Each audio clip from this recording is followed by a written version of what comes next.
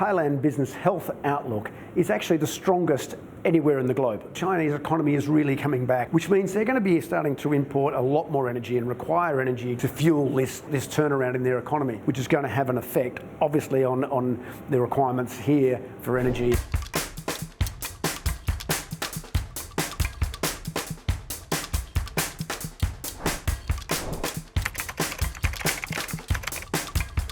The highlight about today's report is Thailand business health outlook is actually the strongest anywhere in the globe at this stage. The Thai businesses are less concerned about demand constraints going forward, less concerned about the continued tightness in the supply chain, and they're also not seeing that the other economic uncertainty, external factors are going to continue to affect the Thai economy. They're less concerned about the increase in energy costs. They're less concerned about a tightening in the labour market. So that's leading to overall business sentiment is much, much higher in Thailand than anywhere else in the world, which is a surprising result.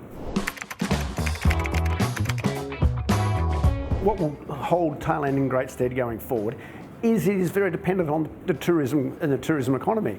And so we're going to see a major influx of Chinese tourists as well as recovery from all sectors. And that's going to lift the entire economy and we're going to see much greater consumer spending. We're also seeing from a business perspective that Thailand has very good infrastructure and much better perhaps than elsewhere around the Southeast Asian region. Its financial system is very robust and is seen to be much more stable than perhaps other places. Certainly some of the more emerging markets in this region, we are seeing some major concerns coming through their financial systems. There is some red tape here and there's still a way to go to actually loosen that. It is still seen as a fairly easy place to do business.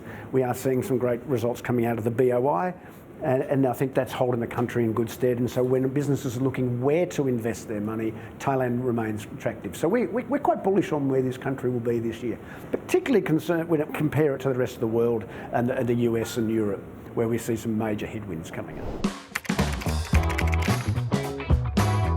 Contrary to perhaps what our survey said, I still think the tightening in the labour market, we are still seeing significant wage inflation. We are still seeing majority of our clients, majority of businesses still struggling to find the necessary labour that they need, and particularly in the skilled area. Certainly in professional services, there is a massive tightening in that area. We still do need more workers, and I think there is challenges ahead, but perhaps as the economy and the global economy frees up travel, we'll be able to start bringing in resources from the global world that will actually help us to augment the resources that we need and we have here.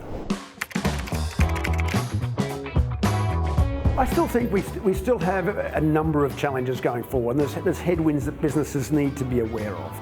I think geopolitical issues have not gone away. We obviously have the concern for the Russia-Ukraine conflict. We're hoping that there'll be nothing happening within the Taiwanese issue. That is still bubbling underneath, and I think that people are still concerned about that. I think one of the concerns perhaps businesses should be facing is as the Chinese market opens up and we're seeing significantly increase in travel within the Chinese market, certainly air travel, rail travel, is back to pre-COVID levels. We're seeing significant traffic jams within China.